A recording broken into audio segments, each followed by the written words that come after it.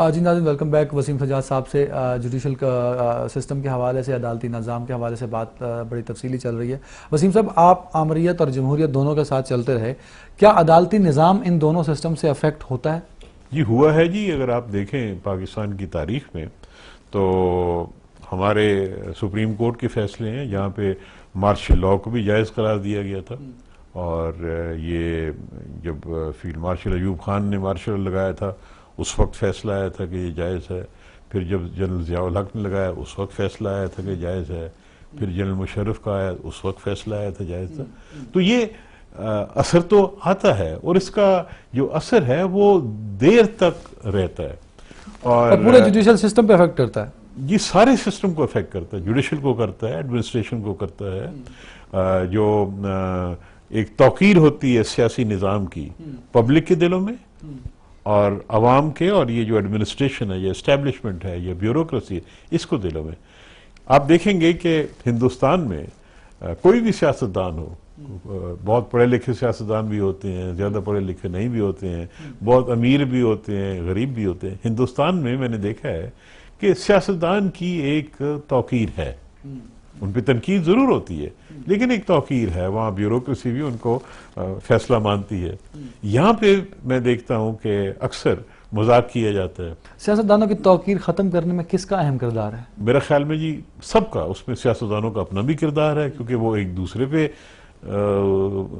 तनकीद करते रहते हैं कि भाई तुमने चोरी की है, वो कहते तुमने चोरी की है, तुम करप्ट हो, वो कहते तुम करप्ट हो। एक दूसरे पे इल्जाम में तो इस एक दूसरे के इल्जाम तराशी से भी होता है। फिर ये जो बार बार मार्शल लॉ लगा है और एक मिलिट्री निज़ाम आया उससे भी इनकी तौकीर में कमी हुई है। कहा जाता है कि मार्शल लॉ के रिस्पॉन्सिबल हमारे सियासतदान ही थे, ये बात ठीक है? मेरे ख्याल में जी इसका कुछ हद तक ठीक है, लेकिन मार्शल लॉ का जो आना है, पहले तो यह है कि आना नहीं चाहिए।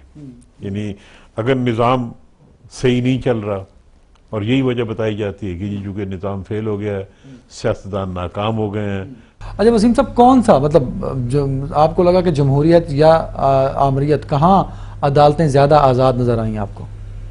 मेरे ख्याल में जी इस वक्त, और उसमें यकीनन इफ्तिखार चौधरी साहब का भी एक रोल है, और अवाम में जो शऊर आया है वकला की तहरीक से और एक मीडिया जो मजबूत हुआ है, इन तमाम चीज़ों का असर है। और आज जो अदालतें हैं वो पाकिस्तान की तारीख में इतनी आज़ाद नहीं है इतनी जितनी कि आज है। और हाई कोर्ट है, सुप्रीम कोर्ट है, जजेस को तहफ़्फ़ुज़ है, जजेस फैसला कर रहे हैं। और मुझे कोई ख़दशा भी नज़र नहीं आता है। कोई एक होता है ना खौफ होता है कि जी फ़ौज आ जाएगी, मुझे वो भी कोई खौफ नज़र नहीं आता। तो काफ़ी मजबूत तरीके से हमारे अदालती निज़ाम चल रहा है। कुछ जो खामियां मुझे नज़र आ रही हैं वो ये हैं कि 18वीं तरमीम के तहत जो तब्दीली की गई थी निज़ाम में, जो जजेस की अपॉइंटमेंट के सिलसिले में, उसमें जो पार्लियामेंटेरियंस के जहन में निज़ाम था वो इम्प्लीमेंट नहीं हुआ। यानी जहन में ये था कि जुडिशल कमीशन जो है वो एक प्रोफेशनल तरीके से जजेस को नॉमिनेट करेगी और उसकी ओवरसाइट पार्लियामेंट्री बॉडी करेगी। और पार्लियामेंट्री बॉडी के अंदर कुछ रिस्ट्रिक्शंस रखी गई थी कि वो उसको सियासी तौर पे मिसयूज ना कर सकें। लेकिन एक तो ये हुआ है कि जो पार्लियामेंट्री बॉडी बनाई गई थी वो बिल्कुल ख़त्म कर दी गई है। एक सुप्रीम कोर्ट के फैसले के तहत वो एक बेअसर हो चुकी है, लिहाजा एक फॉर्मेलिटी बन गई है। तो अब ये तमाम जिम्मेदारी अपॉइंटमेंट्स की जुडिशल कमीशन पे आ गई है। और मेरे ख्याल में होना वही चाहिए था कि एक बैलेंस होना चाहिए था ताकि कुछ एग्जीक्यूटिव या पार्लियामेंट का रोल भी आ जाए उसमें, और जुडिशल जजेस का रोल तो होता ही है। लेकिन इस सारी चीज़ का मकसद ये है कि जजेस जो अपॉइंट होते हैं पाकिस्तान में, हाई कोर्ट में, सुप्रीम कोर्ट में और शरीयत कोर्ट में, ये तमाम जजेस जो हैं, जो बेहतरीन दिमाग हमें मिलते हैं, जो बेहतरीन अवेलेबल हैं, वो जजेस सामने आए। और उसके लिए ये एक सारी एक्सरसाइज है। तो अगर ये सारी जो स्कीम थी पार्लियामेंट की, वो मैं समझता हूँ कि वो इस वक्त उस तरीके से काम नहीं चल रहा। अच्छा, तहरीक के दौरान जब एक वकला मूवमेंट शुरू हुई मुशर्रफ टाइम में, तब वो वकला के राइट्स की बात की जाती थी। वकला के जो बड़े बड़े कट होते थे, जलसे जुलूस होते थे, तो तहरीक ख़त्म होने के साथ साथ वकला राइट्स की जो बात थी वो भी ख़त्म हो गई। देखिए जी, वकला राइट्स तो एक अलहदा चीज़ ही अलहदा है। उसका जो भी राइट्स हैं उसके लिए बार एसोसिएशन अपनी जद्दोजहद करती रहती हैं। हाई कोर्ट की भी बार एसोसिएशन होती है, डिस्ट्रिक्ट कोर्ट्स की होती है, सुप्रीम कोर्ट की होती है, तो उसके ज़रिए होती है। उसको मेरे ख्याल में वकला तहरीक से मिलाना मुनासिब नहीं होगा। वकला तहरीक एक ख़ास मौके पे, खास मकसद पे और एक ख़ास माहौल में, यानी उस वक्त आप ये देखें कि एक माहौल ये था कि उस वक्त मुल्क में एक जो प्रेसिडेंट मुशर्रफ का दौर था, जो कि जिनका एक मिलिट्री बैकग्राउंड था, और वकला में एक तासुर था सही तौर पे कि ये एक जमहूरी निज़ाम नहीं है। तो बहुत सी मैं समझता हूँ जो वजह थी इस तहरीक में, जो मजबूती आई, वो जान थी, वो उसका ये था कि उसका हदफ जो था वो एक ऐसा निज़ाम था जिसको समझते कि आमरीत का निज़ाम है। ठीक है। अच्छा सर, अगर हम अपने पार्लियामेंट के हवाले से हम बात करें, सेनेट पर अगर हम बात करें, सेनेट एक बड़ा हाउस माना जाता है। सेनेट कभी बहुत ज़्यादा फाल नज़र नहीं आया। अभी भी रब्बानी साहब के आने के बाद कुछ चीज़ें ऐसी हैं, कुछ पॉइंट्स ऐसे हैं जो पॉइंट आउट किए जाते हैं। आप समझते हैं कि अब कुछ उसमें बेहतरी आना शुरू हुई, या उसके जो बयानात हैं या उसके जो इकदामात हैं बड़े मजबूत हो रहे हैं? जी यकीनन जी, मेरे ख्याल में रब्बानी साहब के आने के बाद उसमें एक नया जान नज़र आ रही है, ज़्यादा एक्टिव नज़र आ रहा है। लेकिन कोई भी इदारा हो जी, वो एक आहिस्ता आहिस्ता इवॉल्व करता है। और सेनेट पाकिस्तान का कौमी असम्बली के मुकाबले में एक नया अदारा है। ये पहली दफ़ा कायम हुआ था 1973 में, और फिर 1973 से लेकर तकरीबन 1950 तक ये बिल्कुल मुअत्तल रहा, सस्पेंड हो गया। दोबारा 85 में आया, और 85 के आने के बाद फिर जब मार्शल लॉ लगा 1999 में, फिर ये मुअत्तल हो गया 3 साल के लिए। तो देखा जाए तो जो जिस मकसद के लिए वो बनाया गया था, सबसे बड़ा मकसद ये था कि सूबों को एक यकसा नुमाइंदगी दी जाए ताकि उनको एहसास से महरूमी ना हो। यानी कौमी मामलात में वो ये समझें कि मेरी आवाज़ इतनी मजबूत है जितनी एक बड़े सूबे की है। तो एक मकसद ये था, और वो मेरे ख्याल में वो मकसद काफ़ी हद तक पूरा हो रहा है। छोटे सूबे के लोग बड़े ज़ोरदार तरीके से, भरपूर तरीके से उसमें हिस्सा लेते हैं, और आप देखते हैं कि उनके मामलात को बड़े अच्छे तरीके से, मुअस्सर तरीके से उठाया जाता है। दूसरे उसके ये हैं कि जी वो भी एक कौमी असम्बली की तरह एक इदारा है जहाँ में लोग अपने मामलात को, अपने सूबे के मामलात को या पब्लिक के इंटरेस्ट के मामलात को उठाते हैं। इसको ज़्यादा बेहतर किया जा सकता है। और एक जो सोच सामने आती है कि जिस तरह अमेरिका में हुआ था कि जब ये इदारा शुरू हुआ था तो इसको इसी तरह इलेक्ट किया जाता था जिस तरह के पाकिस्तान में, यानी कि इनडायरेक्ट इलेक्शन सूबाई असम्बलियाँ करती थी।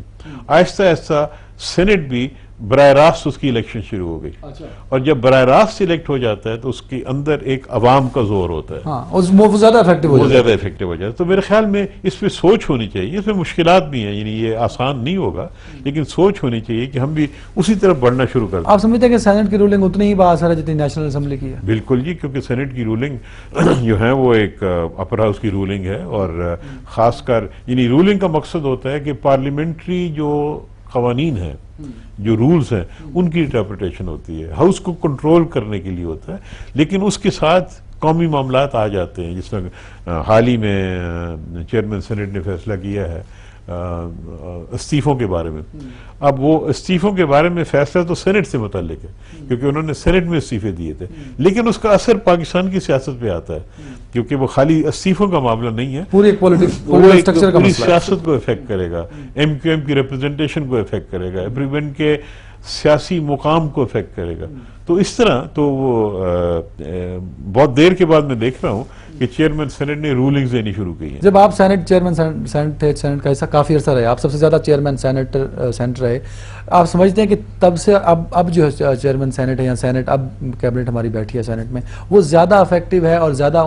देखिए जी, जितनी देर मैं था तो मैंने कोशिश की थी कि जितना मैं उसको फ़ाल कर सकूँ, बेहतर कर सकूँ, लेकिन ये एक इवॉल्विंग चीज़ होती है। मुझे यकीन है कि जो आइंदा आने वाले हैं या आज की जो चेयरमैन है वो मुझसे बहुत बेहतर तरीके से इसको चलाएंगे। हर एक की अपनी अपनी कोशिश की थी, और आइंदा जो आएंगे शायद आज से भी बेहतर हो जाए। ठीक है। अच्छा, अगर हम सियासी पार्टीज के हवाले से हम बात करें तो मुस्लिम लीग काफ ने काफ़ी अरसा हुकूमत की आमरीत के दौर में, बड़ी मार्जिन से उन्होंने इलेक्शन भी जीता। अब वो बड़ी गैर फाल सी नज़र आती है, उसकी क्या वजूहात हैं? उसकी ये होता रहता है जी। आप देखेंगे कि एक ज़माना था कि पीपल्स पार्टी के चंद मेंबर रह गए थे कौमी असेंबली में, लेकिन पार्टी जिंदा रही। इसी तरह नून लीग इस वक्त काफ़ी मजबूत सूरत हाल में है कौमी असेंबली में, लेकिन ये हमेशा ये इस तरह नहीं रहेगा। और जो पार्टियां आज कमज़ोर नज़र आ रही हैं वो हो सकता है 5 साल के बाद ज़्यादा मजबूत हो जाएं। जब अवाम की सोच जो है वो बदलती है, अगर वो अवाम ये इस नतीजे पे पहुंचे कि भी ये जो पार्टी जिसको हमने वोट दिए थे वो हमारे मसाइल हल नहीं कर सकी, या जो वादे उन्होंने किए थे वो पूरे नहीं कर सकी। अगर उन्होंने कहा था कि जी बेरोजगारी दूर करेंगे तो वो बेरोजगारी वहीं के वहीं है, महंगाई दूर करेंगे, महंगाई बिजली दूर करेंगे, बिजली दूर करेंगे, वहीं के वहीं है, तो फिर वो एक दूसरा रास्ता ढूंढेंगे। तो इनमें ये होता है कि फिर ये अब पार्टीज पे मुनस्सिर है कि उनकी क़यादत कितनी फाल है, वो ऑर्गेनाइजेशन कितनी अच्छी है, क्योंकि अवाम को तो एक रास्ता चाहिए, वो एक अल्टरनेटिव ढूंढ रहे हैं, लेकिन अगर अल्टरनेटिव नहीं बनेगा तो फिर उनकी मजबूरी हो जाती है। तो इसलिए जो आज आपको नजर आ रहा है हो सकता है वो अगली इलेक्शन में आपको ये चीज नजर। हमारे दोनों हाउसेज में इस्तीफा देना एक रूटीन बन गई है कि जब भी दिल करे आपका, आपके पार्टीज ने कहा, डिसाइड किया तो आप एक इस्तीफा दे दें और कुछ दिनों महीनों बाद फिर वापस आ जाए, पिछली तनख्वाह भी ले लें। कानूनी हैसियत क्या है इन इस्तीफों की? क्या वाकई ये इफेक्टिव होते हैं या कबूल हो जाने चाहिए कुछ अरसे बाद? देखिए जी, ये इस्तीफा देना एक मेंबर का हक होता है, और वो अच्छा, कबूल करना वो हमारे रूल्स में है कि कबूल की बात नहीं होती, कि उसने देखना होता है चेयरमैन ने और स्पीकर ने कि क्या ये वॉलंटरी है, क्या वाकई उसने दिया है। और अभी वो चेयरमैन साहब की रूलिंग आई है जिसमें इसकी वजाहत की गई। लेकिन इस्तीफा देना 2 किस्म का हो सकता है। एक तो उसका जाती, यानी जाती उसकी ख्वाहिश है कि मैं नहीं करना चाहता, वो एक एहतजाज भी हो सकता है, अपनी पार्टी के साथ इख्तिलाफात भी हो सकते हैं कि जी मैंने एक पार्टी के टिकट पे ये सीट जीती थी, अब मेरा इख्तिलाफ हो गया, मैं उनकी नुमाइंदगी नहीं करना चाहता, तो इस्तीफा दे देता है। या अवाम के दबाव के तहत भी दे सकता है, या अवाम को किसी वादे के तहत कि मैंने ये वादा किया था पूरा नहीं करता, मैं इस्तीफा देता। तो ये एक उसका हक होता है। दूसरा ये है कि जहाँ की पार्टी फैसला करे कि जी हमने इस्तीफे देने हैं, तो अब ये मामूल की बात तो नहीं होनी चाहिए, क्योंकि जो कि मामूल बन गया है, लेकिन ये होनी नहीं चाहिए जी। क्योंकि ये जो मेंबरान आते हैं आखिर वो बड़ी मेहनत करके आते हैं, खर्चा भी करके आते हैं, वोट मांग के आते हैं, तो ये एक जिम्मेदारी होती है, ये खाली एक खेल नहीं है, एक जिम्मेदारी होती है और उनको चाहिए कि जिम्मेदारी पूरी करें। तो यहाँ पे बदकिस्मती से ये हुआ है कि एक एहतजाज के तौर पे इस्तीफे दे दिए, फिर उस पर कायम नहीं रहे, फिर वापस ले लिए। तो ये मैं समझता हूँ ये भी पाकिस्तान की जो इवोल्यूशनरी पॉलिटिक्स है, आहिस्ता आहिस्ता इसमें शायद ज़्यादा मैच्योरिटी आ जाए। हमारे कानून में इलेक्शन कमीशन की क्या वैल्यू है, हम उसे कितना उसे रिस्पेक्ट देनी चाहिए? ये जी इलेक्शन के मामले में ये इसको एक सुप्रीम अदारा मानना चाहिए। इसके आईनी फ़राइज़ में जिस तरह कि सुप्रीम कोर्ट का फ़र्ज़ होता है कि वो कानूनी मामलात में आखिरी अदालत है, इलेक्शन के मामले में इलेक्शन को फेयर कराना जिम्मेदारी इलेक्शन कमीशन की है, और इस सिलसिले में उनको तमाम इख्तियारात मौजूद हैं, यानी इख्तियारात आइन ने दिए हुए हैं। अगर कोई कमी है तो उनका फ़र्ज़ है कि वो पार्लियामेंट के पास आएँ और कहें कि जी हमें यहाँ पे कमी नज़र आ रही है, लेकिन जिम्मेदारी उनकी है। अगर इलेक्शन सही नहीं होता तो वो जिम्मेदार हैं, उनको पहले चाहिए बताएं कि जी हमारी ये खामी है, हमें ये कमी है, हमें इसको पूरी की जाए। कोई फाइनेंस की कमी है, कोई ऑर्गेनाइजेशन की कमी है, लेकिन ये बहाना ठीक नहीं कि जब इलेक्शन हो जाता है तो वो कहें कि जी हमें ये इख्तियार नहीं था, ये इख्तियार नहीं था। ये उनकी जिम्मेदारी है। और सारी आइन की बुनियाद, जमहूरियत की बुनियाद एक सही और फेयर इलेक्शन है। अगर इलेक्शन ही सही नहीं होगा तो फिर वो जो बुनियाद है उस निज़ाम की वही कमज़ोर होगी, तो वो बुनियाद अगर कमज़ोर है तो इमारत भी ठीक नहीं बन सकेगी। ठीक है। अच्छा वसीम साहब, हमने कोई लगभग कुछ 5-6 महीने पहले आपसे बात की थी, तो तब भी एक सवाल पूछा गया था आपसे कि हमारे यहाँ कुछ लाखों में केसेस ऐसे हैं जो रजिस्टर्ड केसेस हैं, दायर केसेस हैं जिनके फैसले नहीं हो रहे, जो अभी तक रुके हुए हैं, और ना ही उस पर कोई ऐसा अमल चल रहा है कि उन केसों को हल करने की बात की जाए। तो क्या इस तरह हमारा जो जुडिशल सिस्टम है क्या मजबूत होगा? क्या हम अपने जुडिशल सिस्टम को और जनरल पब्लिक को जो इंसाफ की बात है वो नहीं कर? ये जी बहुत बड़ा मसला है, और ख़ानदान पुश्तों से लुट जाते हैं, तबाह हो जाते हैं, लिटिगेशन चलती रहती है। और लिटिगेशन कई किस्म की है, ख़ानदानी भी होते हैं मामलात, बच्चों के मामलात हैं, विरासत के मामलात होते हैं, जायदाद के मामलात होते हैं, फिर फौजदारी मुकदमात होते हैं, कत्ल के मुकदमात, यहाँ पे लोग फांसी की कोठरी में कई साल बैठे रहते हैं। तो ये एक बहुत बड़े मसले की तरफ आपने निशानदेही की है। हज़ारों की तादाद में लोग अदालतों में जाते हैं, कोई दूर दराज से आता है, वकीलों के खर्चे होते हैं, सफ़र के खर्चे होते हैं, ठहरने के खर्चे होते हैं। तो इस पे जो तवज्जो देनी चाहिए हुकूमत को और अदालतों को, वो नहीं दी जा रही। तो क्या हुकूमत की प्रायोरिटी होनी चाहिए? ये बिल्कुल होनी चाहिए जी, अवलीन प्रायोरिटी होनी चाहिए। और मैं समझता हूँ कि अगर एक मुल्क में इंसाफ नहीं मिलता तो बाकी सब चीजें बेमानी हो जाती है। अच्छा वसीम साहब, बाकी चीजें ठहर सकती हैं, इंसाफ को नहीं ठहरना चाहिए। ठीक है वसीम साहब, अगर हम फौजी अदालतों की बात करें, क्या आइन में इसकी गुंजाइश थी या इस वक्त इसकी जरूरत थी?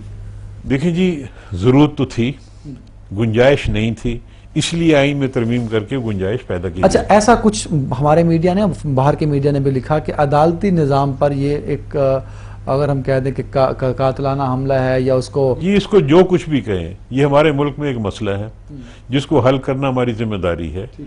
महसूस ये किया गया है कि जी आम हालात में ये हल नहीं होगा, और मेरा ख्याल में पाकिस्तान के अवाम के नुमाइंदों को हक है कि अगर कोई ऐसा तरीका निकलता है जो आम से हट के है, लोगों को अच्छा नहीं लगता, लेकिन अवाम के मसाइल हल कर रहा है, तो हम उसको उसकी तरफ जाएंगे। क्या अदालतें हमारी खुल के फैसले कर नहीं पा रही थी कि उनको कोई प्रेशर? बहुत सी मुश्किलात हैं जी। एक तो ये है कि आपने देखा कि जब इस किस्म के मामलात होते हैं, गवाह भी सामने आने से डरते हैं, जज में भी खौफ होता है, और हमारे तारीख में आपको नजर आएगा कि बहुत से मुनसिफ ऐसे हैं जिनको कत्ल किया गया क्योंकि उन्होंने ऐसे मुकदमात किए जो इस तबके को पसंद नहीं है। फिर शहादत जिस किस्म की आम अदालत में, आम हालात में हम चाहते हैं, वो इन केसेस में शायद नहीं हो।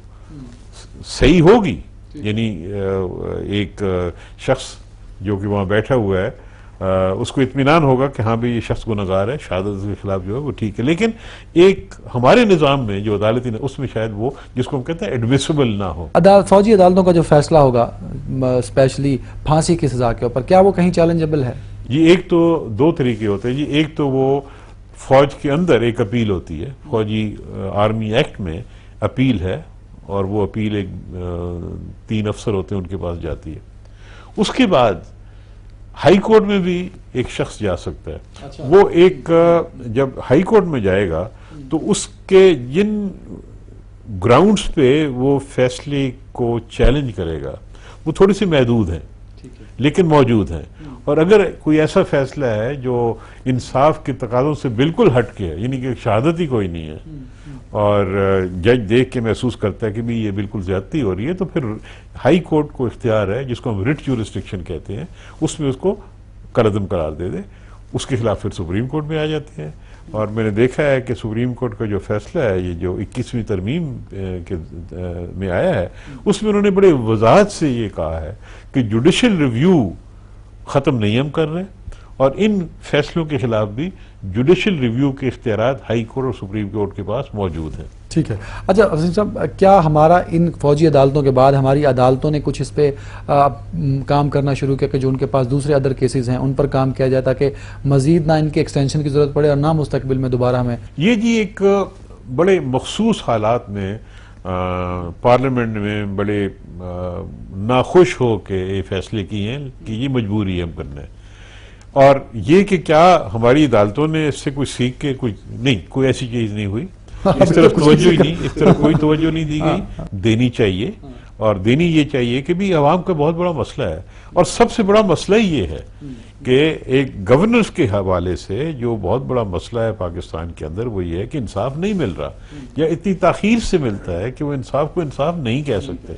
तो लिहाजा इस पे इन्वेस्टमेंट की ज़रूरत है, इस पे काम करने की ज़रूरत है, इस पे सोच की ज़रूरत है। और मेरे ख्याल में हुकूमत को इस पे तवज्जो देनी चाहिए। लेकिन चूंकि इससे वोट नहीं मिलते या ये एक लंबा मामला है जिसका नतीजा तो लिहाजा इसकी तरफ तवज्जो नहीं है। यहाँ पे तवज्जो दी जाती है कि फौरन तौर से कोई रोड बना दी जाए, नजर आए, तख्ती लगी हो। ये तो कोई तख्ती लगा नहीं सकता कि मैंने कोई ऐसा काम किया कि जी अब ये मुकदमे 1 साल में खत्म हो जाएंगे। ऐसी बहुत शुक्रिया वसीम साहब। नाज़रीन, ऐसे बहुत सारे काम हैं इस मुल्क में जो कि बेहद ज़रूरी हैं, जो कि प्रायोरिटी पे करने चाहिए। लेकिन बदकिस्मती से ऐसे काम करते हुए आपकी कोई जो एक इफ्तिताही फटी होती है, जो तख्ती होती है, वो नहीं लगती। डेफिनेटली हमारे सियासतदानों को, हमारे सिस्टम को इस पर सोचना चाहिए। जो आम आवाम के मसले हैं टॉप प्रायोरिटी पे उन्हें हल करना चाहिए। अदालती निज़ाम में बेहतरी आई है। अदालती निज़ाम पाकिस्तान का बेहतरीन अदालती निज़ाम है। इसे मज़ीद फ़ाल बनाने की बेहद ज़रूरत है और अदालतों का तहफ़्फ़ुज़ बेहद ज़रूरी है। आज का प्रोग्राम, आज की गुफ्तगू वसीम सज्जाद साहब के साथ बस यहीं तक। अपना ख्याल रखिएगा। अल्लाह हाफ़िज़।